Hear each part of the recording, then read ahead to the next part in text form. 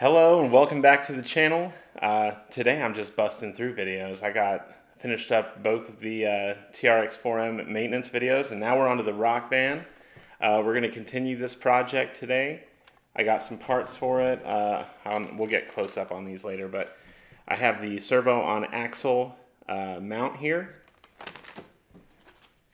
and I have the high clearance link set for it as well. So those will be going on, and actually, when you guys weren't looking, I went ahead and did some other upgrades. You can probably see it from here. You can see that there's some inner fenders there, and you can see that there's one drive shaft. One RC all-wheel drive shaft in the back, and a stock one in the front. For some reason, and I'm not sure why, I thought I had it next to me, the RC all-wheel drive front drive shaft was too long. So once I put it on there, my suspension was unable to compress, and then when I compared it to the stock one, it was like a good bit longer. So yeah, we won't be putting that on, and I'll be ordering some Hobby Plus drive shafts. That'll be later. For today, we're going to go ahead and put the servo on the axle. We'll get these links on, and we'll get a nice up-close look at this inner fender set because I'm super impressed with that. So far, the Hobby Plus upgrades have been super nice, and I'm hoping that these will continue that trend. Yeah, this inner fender kit, this looks great, and it's made out of a nice sort of rigid kind of Lexan material, and I wouldn't be afraid to mount things to it. So for you guys out there doing custom builds and stuff, this may open up some avenues for you that you hadn't thought about before. But anyway, on to the next stuff here. Let's look at what's going on the rock van. So first up, we have the aluminum high clearance links. They come with a little hardware bag, and then you have the links. Let's see how I can just grab a couple. They look like that, and honestly, they look to me, I don't know, they look good. They have like a nice contrast cut look to them. I would say that they look like they're going to do the job, and that they're going to give us a little bit of clearance where the links are on the truck. So I'm definitely excited to see how these work, and these will probably be what goes on first. Then we have this little set, which is really interesting. This looks to be the servo mount that'll go on there, and then we have what I would only imagine are steering links. So all of our links are going to match really nice, which I love. Also included are a couple of zip ties, two little plastic link things, and a couple of screws. So yeah, this will be what we put on next. Okay, got everything installed. There is our fancy servo on axle. There are our beautiful high clearance links, and yeah, it's all put on. And it was not without a lot of effort. There were a few things that needed to be done, and there were no instructions. So for instance, for the servo on axle, I basically had to find pictures and try to match it up. If you notice, this is different than the pictures from Hobby Plus. Actually, the top link here is on the other side. So in the pictures, it's over here. No big deal. It's just how I mounted the servo, and I have to reverse the steering channel, but it's no big deal. You could have it either way. If you wanted it on this side, you would just flip the servo over, flip the horn the other way, and you would be good to go. A lot of stuff comes off. The little link from here to the chassis is now gone, and it is replaced with this little plastic link back here, basically turning it into a 4-link front. The other link here is the metal one that came with the set of high clearance links. I decided to go for that. They're mounted in two different spots, but they're both mounted at the same point on the axle. I don't think it's going to cause any issues. But yeah, so the servo up here, the things to know is that it mounts to the front axle on the diff cover, the top two screws of the diff cover. So on the back of the servo mount, if you look at this back axle, it's the easiest way to illustrate it. Where those top links go in, there's a little notch on the axle in the middle there, and that is where you're going to plug in this little piece of the servo mount, and then you'll run your screw through, the links and the servo mount and the axle and put your little nut on the end there. Another thing that was a little bit tricky, these mount on the inside, the top links, and you will need like an L-shaped Allen key to get that done. I was not, maybe a driver with a ball end would have been fine, but my driver with the regular end did not do very well. So I had to use an L-shaped Allen key there. A little bit tricky, not as bad in the back. Definitely more tricky in the front where everything's a little bit tighter. The RC all-wheel drive rear axle is in here, but the front axle is stock. The reason is the RC all-wheel drive front axle is too long for the rock van. So what would happen is if I had it in there, I would have no suspension in the front. Another thing I didn't love about the RC all-wheel drive front axle, while we're talking about it, is that it's kind of like a little dog bone. Instead of having a spline all the way down, it's just that little piece of metal up there that's going to hold all the torque that this 370 motor can throw at it. And while it probably wouldn't break or may not break, I just didn't love it. So despite the fact that it doesn't fit, I also didn't like the design. I will get some Hobby Plus drive shafts and we'll try those out. Hopefully they fit right and work well. So far, all of the Hobby Plus stuff has worked nicely and fit how it's supposed to. One thing they don't mention, because there are no instructions with the servo on axle conversion, is that you're going to have to do something with your ESC receiver combo. So mine is still mounted in the front, but I had to flip it around and slide it up, and now it is screwed into the shock hole next to my shocks. So I lost my innermost shock mounting hole, but now I can mount this up front. If you do not move this, your servo will hit the mount and it will affect your travel. What I did like though is I was able to use the stock parts. There was no cutting, no trimming, nothing I had to do. I just had to move it to a different hole on the chassis that was a little bit higher and a little bit more forward. So not the end of the world. But yeah, I think that pretty much covers that. I did a lot of wire management while I was in here, so everything is zip tied down to the chassis there, except for the battery lead and the servo connection, and I'm just not that worried about this. This looks fine to me.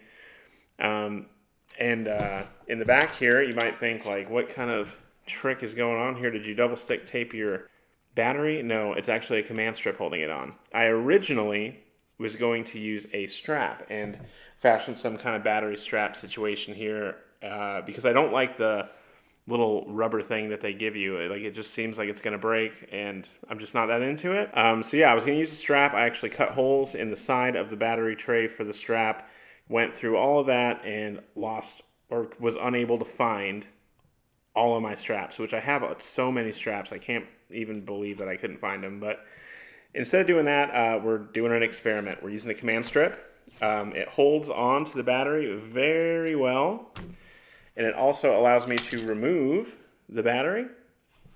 It's not like Velcro either. This stuff is like a harder plastic vibe. So I can remove batteries and I can put them back in. And it is very clean looking and hopefully strong enough. So we'll test that out. And if that works well, then maybe I have found a future solution that I haven't tried yet. But I've always wanted to try that. I was thinking about possibly moving this battery tray somewhere, but I may not do that. It's just something that's living in my head at this point in time. I guess we'll take it out, we'll give it a little spin, we'll see how well these work and just how well the servo on axle is, see if that improved performance in any capacity.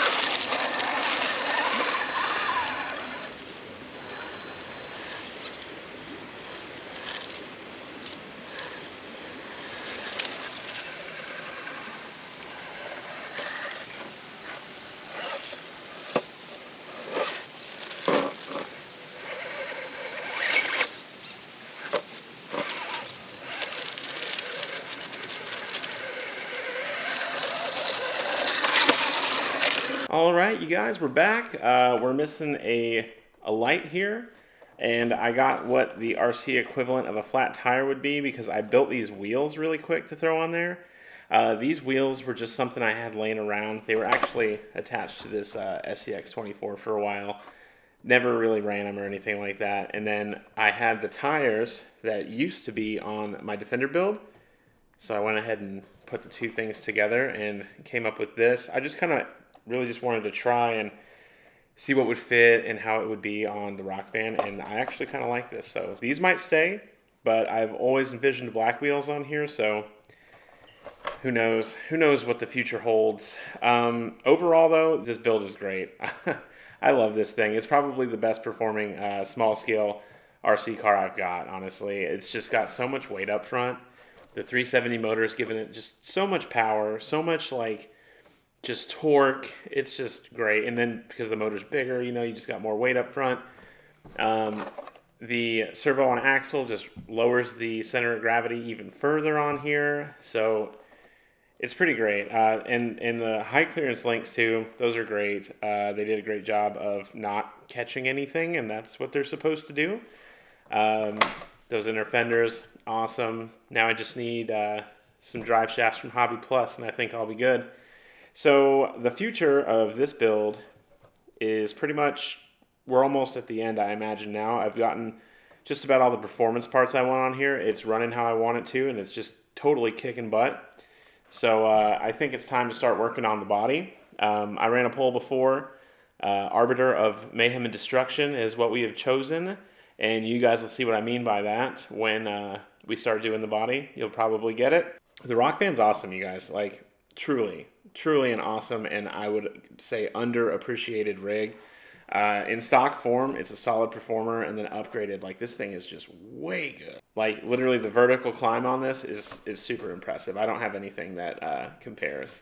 And like side hilling and stuff, even with this not extra wide offset here, it does great. Like, it's just a really good rig. And I mean, I've got a lot of money into this one, so it's hard to say that, like, you should get the stock rock van because it's better than everything else. But as a platform, the parts are limited and it's kind of hard to work on, but it's worth it. It's very good, and it's also very affordable. Just in case you guys are watching these videos saying, I don't know what to build, the rock van should certainly be on your radar, or one of the various forms that it can come in, like the T-Hunter or the Harvest or whatever else. Anyway, with that being said, I'm thinking 2 weeks we'll have an update at least on the rock band. I'm not sure if I'm going to be done. There's kind of a lot that I have that I want to do with it, like looks wise, and I have to order some parts, so I'm not sure that I'll have them exactly on time, but I will have an update, even if that update is that I'm still waiting. But yeah, we'll wrap this one up because I want to start one and get one more build done before the end of the year. So, you know, think about that. Let me know in the comments what you think it should be. I mean, I do have an SCX-24 sitting here. You know, there's another TRX-4M right back there.